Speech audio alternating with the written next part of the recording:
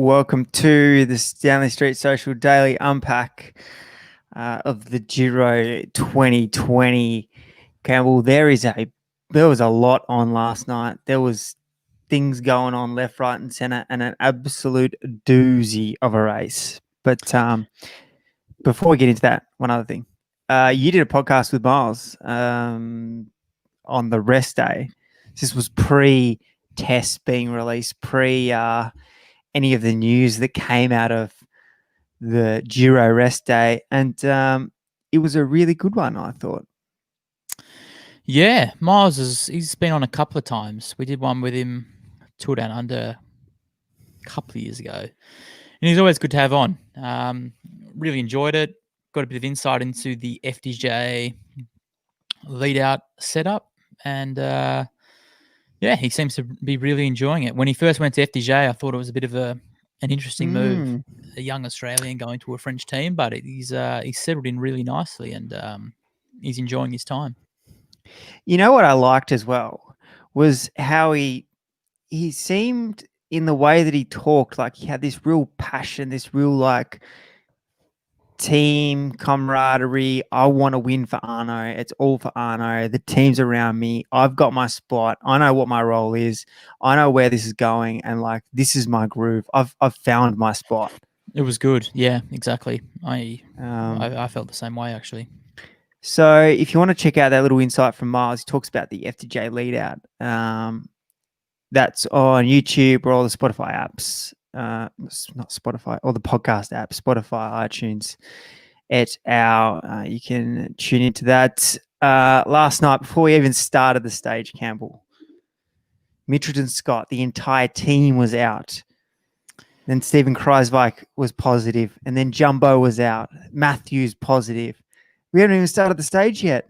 Carnage on the rest day. Heaps of carnage. And to be fair, it was probably expected. As soon as we got one positive in the bunch with Simon Phillip Yates, it was just going to be explode. And I think there's plenty more to come.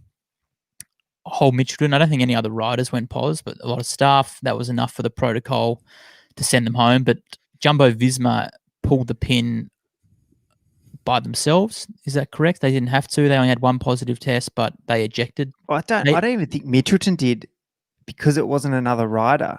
Was it only two riders? Is that only riders? Staff doesn't count. I don't know. I don't think it wasn't as clear cut. So at the Tour, it was two riders. Oh, sorry, two members of the team. Yeah. Entire team. Yeah. Mechanics, Swannies, DS, anyone. At the Giro, it wasn't as clear cut. And I think Mitchelton definitely pulled out on their own accord at the end of the day. Jumbo did as well. Sunweb didn't, which I found interesting. Because they have someone who's probably looking to win the Giro.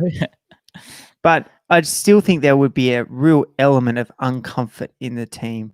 Of course. Knowing that a guy that you were sitting on the bus with, that you were sharing a Swanee with, that you were sharing biddens with, that potentially you were rooming with, you were associating at the dinner table with, he's gone pos, he's got COVID, there's this wild disease out there. No one knows what the consequences are. Could have to spend 2 weeks in Italy in a hotel quarantining, especially Aussies, like you're on the other side of the world. I don't know. It just seemed like the right call to pull him out, but I don't know. For some reason, I was like still surprised that it happened. I'm still surprised that the people this is actually happening. Is it a surprise? I mean, we joked around that the Giro was a bit of a spaghetti western. It was going ahead, hella high water.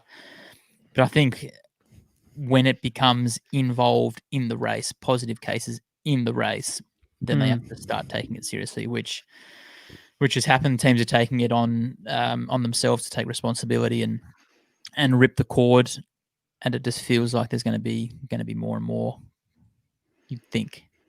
Yeah, well, we're just I guess we're just waking up in Italy right now, so I guess it's action time on just keep refreshing cycling news to see what's going on over there. But you can see that Sunweb, they're moving. They're moving really well right now. Wilco's flying, Jai's flying. They don't want to be pulling the pin. I guess for Jumbo Visma, Christ, well, he wasn't in the best of form anyway, by the looks of it. So Nah, he was nowhere. I mean, for them, they're not really losing much. It's an easier decision. And he was the rider to go positive as well, so it's not like he was going to continue anyway. Yeah. But I think it's got a lot to do with, because Sunweb, they seem to be quite a progressive team. Them and Jumbo Visma, these Northern Europeans like to have a progressive approach. So normally you think Sunweb would eject, but when there's Grand Tour podiums on the line, you can see that they're going to be hanging around until they get the flick. One of the hottest squads to come out of COVID, Team Sunweb. The race itself was like a one-dayer within a classic. It was like it was like the last day of the Giro all of a sudden. Well, they were riding like it was, and it could be. Yeah. It was so good. It was like a one-day classic. The Giro just created a one-day classic by accident caused by COVID. Looking at it, it was hot from the get-go. You'd rather be anywhere else than there. Yeah. Especially that last 50 odd K, hissing rain, not a single piece of straight road besides the last 2K, up, down, breakaway coming within 20 seconds, getting caught, still winning, FDJ riding, Arnaud Demar doing his own riding. It was all hands to the pump for everyone, and very exciting stage. Very exciting. Or even just that start, like trying to get in the move, or if you weren't good after the rest day, bang, out of the blocks. Everyone's going wild. Sagan gets himself into the move. FDJ were just trying to bring it back for the intermediate, because looking at that last 30K, I don't think Arnaud was ever getting around there. Looking at the profile, I thought, oh, maybe, but as soon as they got there, it was like, no, he's never getting around here. But it seemed a lot of investment for bringing back the break for the intermediate. I know Sagan was there, but 12 points only as well. But I guess if you're looking at the purple jersey and you're like, well, I don't know how many days are left. Sagan takes the stage, which he ended up doing as well. Yeah. It all adds up. But at the same time though, you go. It all adds up because FDJ are probably going to have to ride today with a guaranteed bunch kick finish normally, but this Giro has been absolutely wild. So maybe that big chase they had to do last night for no reward might still be tickling the legs this morning. The other weird part about that big chase was that it was only them chasing, and then UAE chased after, and it was kind of hovering between that 20 to 40 second mark. And when we say chasing, not right in the front, they were chasing like it was the final of the team time trial. When your leader is chasing, Arnaud Demar was doing a tap. It got within 18 seconds, I think. Yeah, really, really close, but there was some horsepower in that front group as well, and you could tell that Sagan, he was not keen on them coming back. Like Miles touched on in the podcast, Sagan gave FDJ a little clip a couple of days ago for not riding, so that was probably in the back of his mind, probably in the back of FDJ's mind, a little bit of that going on, but I still can't believe the break stayed away after all that and getting so close on those roads. It was just, you're right, it was like a one-day race. It was wild. I can't believe that the breakaway stayed away for that first immediate. Like, do you see Miles rolling through, doing turns, like hanging over the front of the bars? He was riding a team's pursuit. And the breakaway, I know there were some like strong guys in there, good numbers, but for those other guys to commit, for Sagan to convince those other guys to commit that this is the breakaway that they need to be in, and the only reason that these guys are chasing so hard is because he's there. I think only maybe Peter could do that. Yep. We saw, I think it was Martin in the Tour de France when he tried to put himself in the move, and everyone in the breakaway was just swinging their arms at him, going, "Get out of here! What are you doing?" Well, Peter hasn't won for a year, over a year, and in the Tour de France, he had the team on the front. Here, he's had the team on the front, and clearly they've thought we need to have a new approach. Get yourself in the breakaway, and as soon as he does that, he's clearly still so strong. There's a lot of talk that he's not in his form. Yet last night, mate, that was some ride. Chopping off all day, be able to drop Swift, hold off Bilbao, hold off the bunch in the last 10K on the run in, and then win by 15 seconds. It was really one of the all-time wins in a Grand Tour, really. Like, I know there's been some pretty wild ones in the past, but that was mighty impressive. Yeah, it was out of control. Even like they only had a minute with 30K to go. Yeah. Like, Yeah. how does it go from? And it wasn't like they sat up and decided they didn't want to race. They were racing the last 30K. Tell you who was racing, NTT and Ben O'Connor and Pozzovivo, who had a really untimely mechanical. I think it was a puncher. They were riding for a while, it felt, especially O'Connor and Louis Menkes. Puncher came back and then was still attacking once he got back. So he clearly had super legs. And yeah, I mean, he's looking as good as he's looked for some time, really. Yeah. Domenico. Yeah. I mean, we were kind of joking around with Max Gorn in the pre-podcast that it's going to be all for Domenico, but it actually is, and he's flying. And he's actually delivering as well. Mm.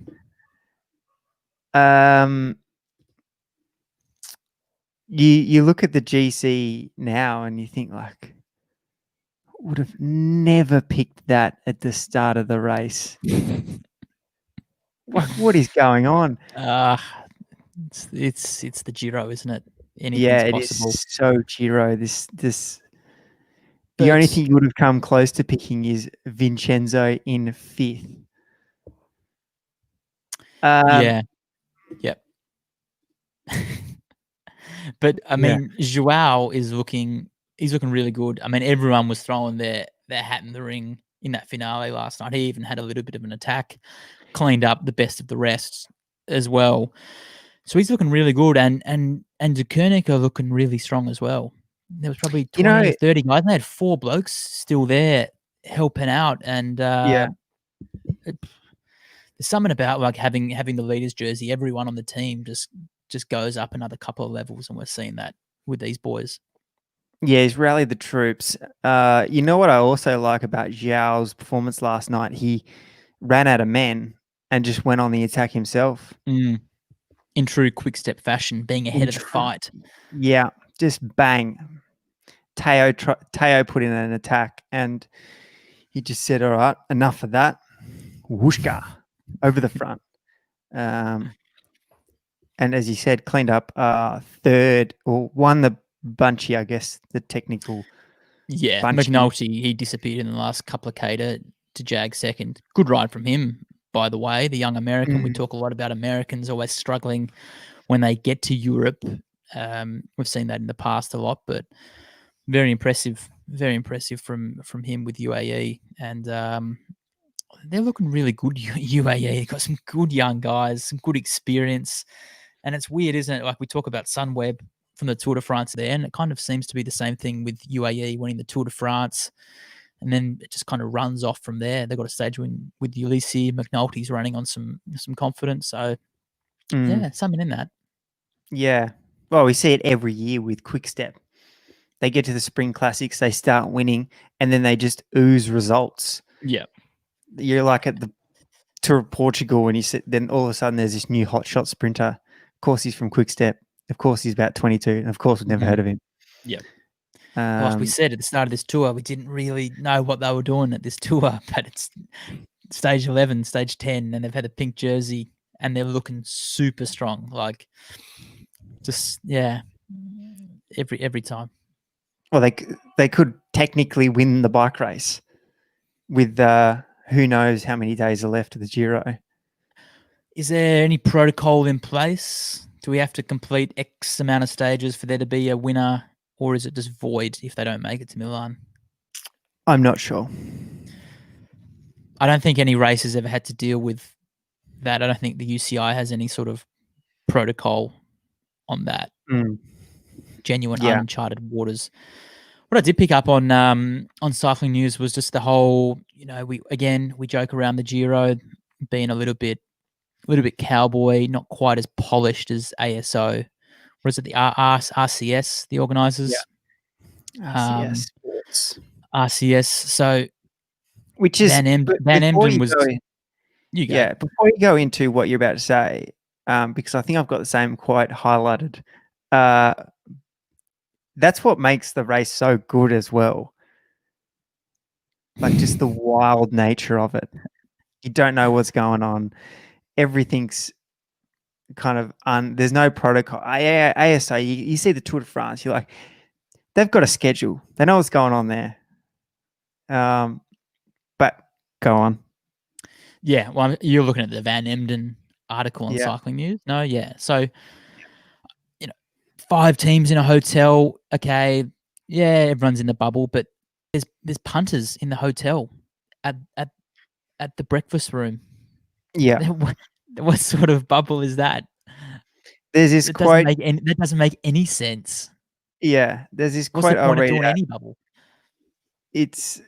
He said it already went wrong at the first hotel we were in. There were within 4 or 5 teams. And then he goes on for a little bit longer. There's also police. There's also Shimano neutral. And then there's also normal people who were eating at the same buffet. Unbelievable. Yeah. Also, the headline of the article being the UCI should get the bill for the Giro d'Italia. I concur. I mean, the UCI, I don't know how it works on a governance level at the very top, but surely every race that is UCI gets signed off by the UCI. Well, it seems to get signed off. Who's signing off this hotel protocol? It seems to get signed off until there's any responsibility to be taken, i.e. barriers, i.e. What's going on here at COVID.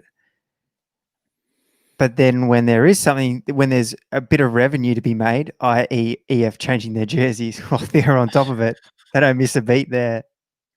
But seriously, like, there's thousands of cases and they're just mingling with the public. Like, well, they were never serious about this. Then, there's this wear the mask and like, there's no point wearing a mask if you're knocking around at the breakfast room with punters who you don't know where they've been. And I mean, it's all coming very clear now how Simon Phillip picked it up. Yeah, or like you go down to breakfast and Julio's serving you eggs, but he's also serving 5 other punters that are in line with you as well. Yeah, and he's on the circuit the night before. Yeah. Yeah. With thousands of Italians. It's yeah, you can laugh at it, but in all seriousness, like they're putting their product of the athletes. They're putting the one thing that they're responsible for, they're putting at risk, putting in danger to a disease that, yes, no healthy, fit young person is supposedly meant to die from it, but they do. And also that we've got no idea what the long-term health effects are. Like, it's so frustrating, but it comes back to the same point that cycling always comes back to. There's no core group, core unit, core union to stick up to this somewhat cowboy body that takes no responsibility for anything. No, I think you summarized it quite well just there.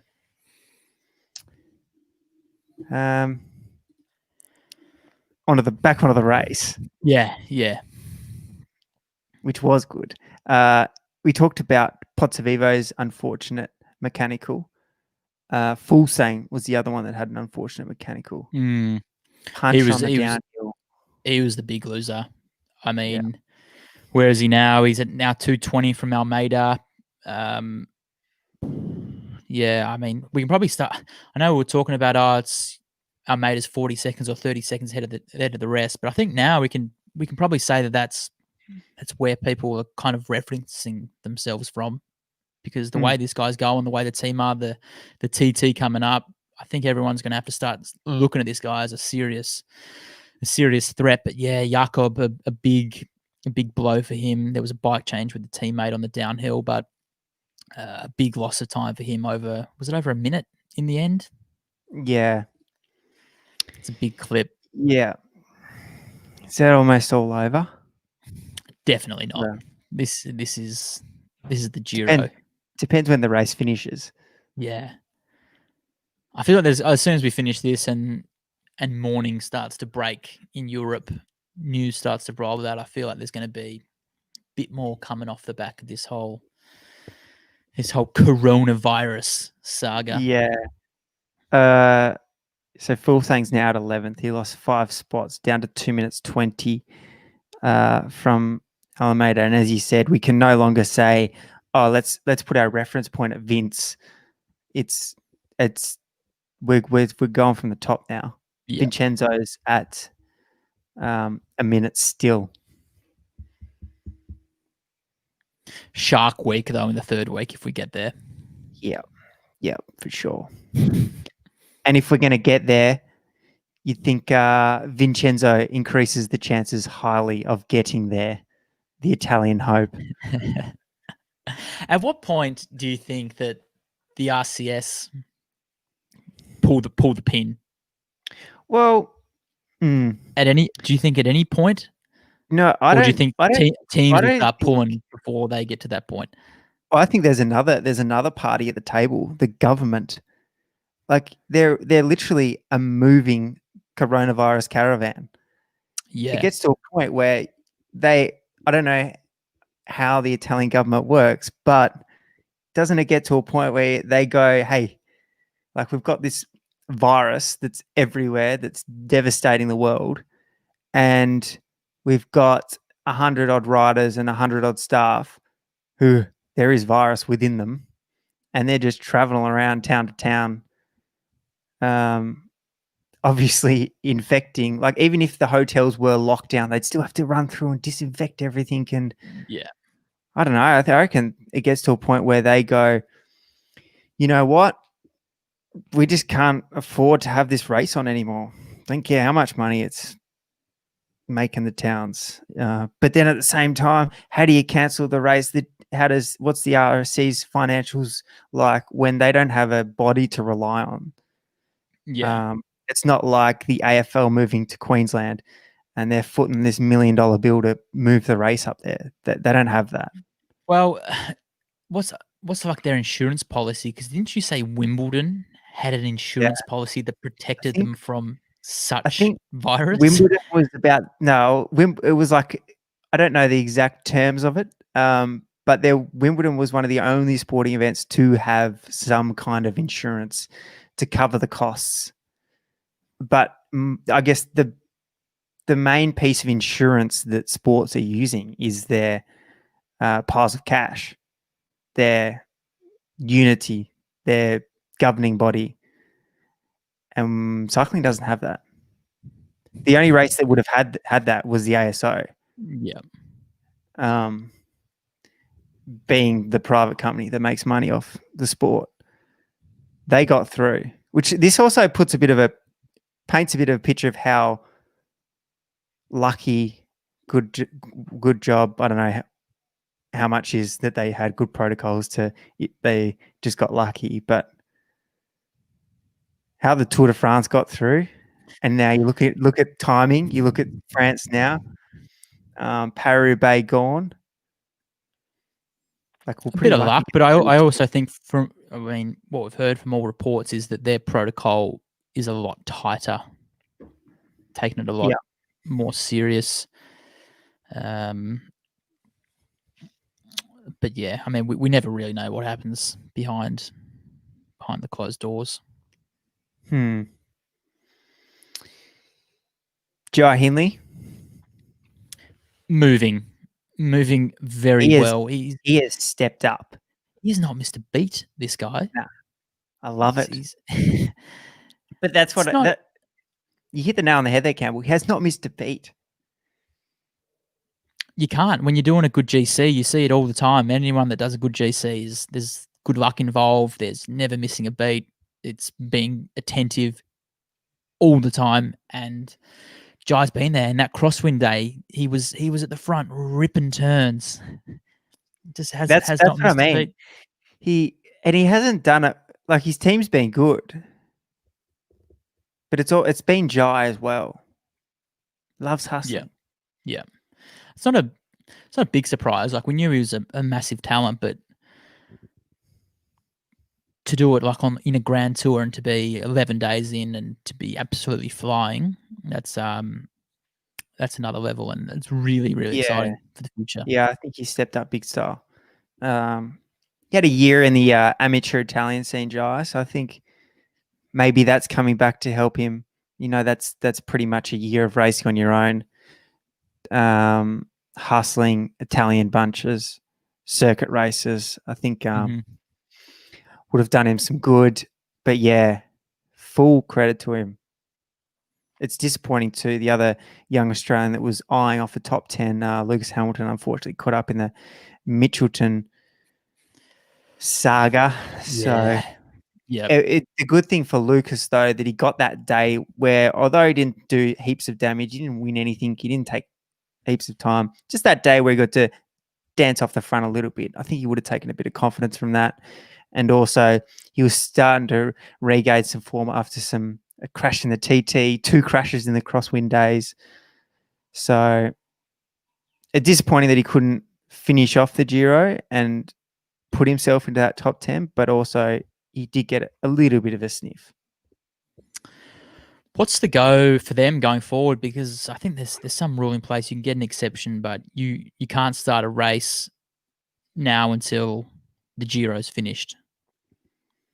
Oh, yeah? I'm pretty sure that's in place, but there's always exceptions. So does that mean that they can go to the Welsh if they get an exception, or are they just stuck until 2 weeks? Like, there's just so many things to come out of this, because I've seen that now they're going to decide whether Mitchell can actually go to the Welter at all. Something they decide internally. I saw the Welter's not having any crowds on the major climbs, so it's all coming to a head pretty quick. Yeah. It feels like 6 months worth of news came out last night. I also don't understand, like, how long is it before these riders are 100% clean in terms of COVID safe? I know they've been tested. I know they've tested negative, but does that mean that they've got this 2-week window where they're free to race again? I reckon no idea. You'd have to be feeling awfully uneasy just knowing that you were with Simon for so long. But it'll be interesting to see how the World goes. Does the World go ahead? Can it go ahead? It's meant to finish in Madrid. Madrid's back into heavy lockdown. Wild. Yeah. What's the calendar for next year? I think so. I think the calendar's the same. But what does France look like in February next year? What's going on? No one knows anything. Will they get to Australia? Will they be allowed to come to Australia? Not Victoria at the moment. Well, Herald Sun's been flicked. I think Cadell's race still navigating the necessary avenues. TDU. I think South Australia is going okay. I think so. The way Victoria's going, though, by January it should be fine. But, like, it's more, if you're a rider, do you want to come out? Do you want to do the 2 weeks quarantine? Are you allowed to? Does the health minister let you in? It's not easy to get people here at the moment. There's so much going on. Yeah, lots going on. So much unknown. But if racing wraps up now, then will they kind of? You almost have to come if there's a race. If there's a World Tour race on in Oz. And even if Oz can pull it together, like Victoria comes out of this in the next couple of weeks, maybe it's a bit of a safe haven. Why winter's going into Europe, cases are going wild. Possibly, yeah. If they can get their exceptions. Yeah.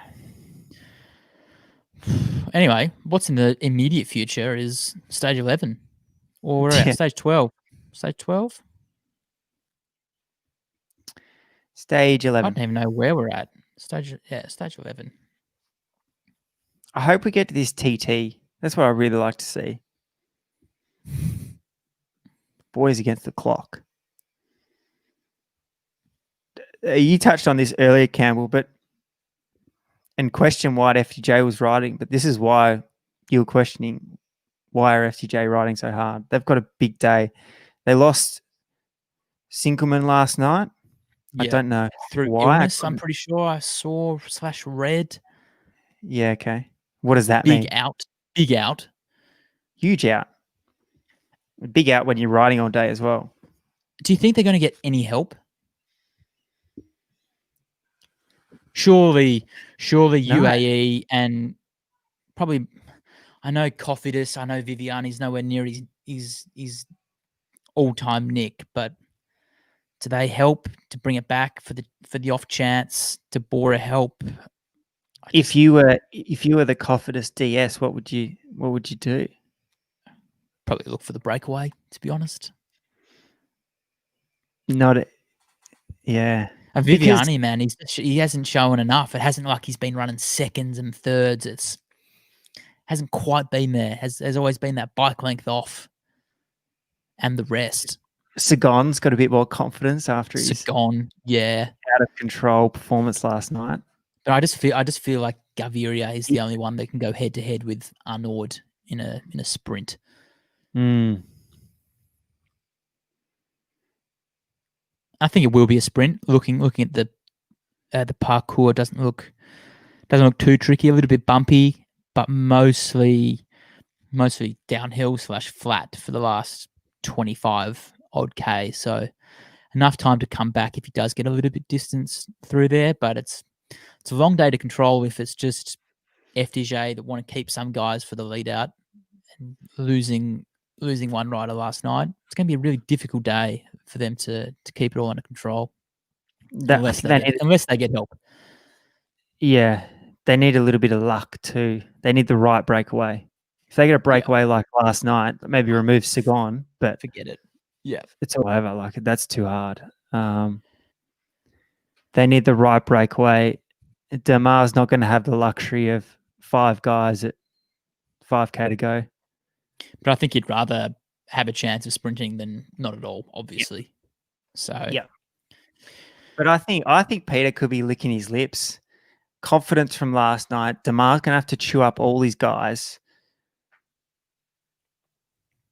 Giro's getting pretty hairy. I like it. I like Sagan. You're coming in for Sagan. Just because Arnaud's not going to have Arnaud. Don't get me wrong, he was super. But then you also think back to that one stage where he put meters into Matthews. Yeah. No Matthews in the bike race anymore either. No Matthews in the bike race. I'm going to go Damar anyway. No, again, not groundbreaking. Mm-hmm. Safe tip. Yeah. I'm going to go Peter to go B to B. B to B. Don't mind it. Don't mind it at all. If we get a race, we'll keep our ears to the ground, read the news. Yeah. I think Josh B's nailed it on the head. Damar, Sagan, or COVID will win. Yep. There's your one. There's your 1, 2, 3. Take your pick in what order. Muy bien. Only other point from Adam on Facebook. Gaviria did have a little bit of a bingle last night, hit the deck. Do you reckon he's quick enough? Previously, he was the talk of the town a couple of years ago. Wasn't he? We're talking a couple of years ago. But the thing is, he's only, I think he's like 26 or something. The other thing is that he's still got 2 years to come into his peak. Hey? He's had COVID. He has. He was he was the market leader for COVID in the peloton. Yeah. He got it first at He UAE. did. And like you were saying, we don't quite know what the long-term medical effects are. So maybe still feeling some effects. I'm not sure. I'm not a doc, but we'll find all this out in a couple of years, I'd say. Yeah. Cool. I think that's all. Thanks for tuning in. Thanks for joining, Campbell. It's good to Thanks, chat. Alex. Hopefully we have a race to talk about tomorrow. Yeah, see you back here tomorrow. I'm hoping to get Chris Harper on the pod tomorrow Okay. to get a little bit of insight. But I think there was, because the other thing that we didn't even touch on, like, you're a rider, you're a team that pulls out. How on earth do you get back to the homeland? Don't know. Especially when you got one guy that's pos, will they let you in? Do you have to stay in there? I know that Yates and Kreisvik will have to do quarantine in Italy. They're not getting back into their country. Don't imagine you can get on a plane if you've been, I don't know.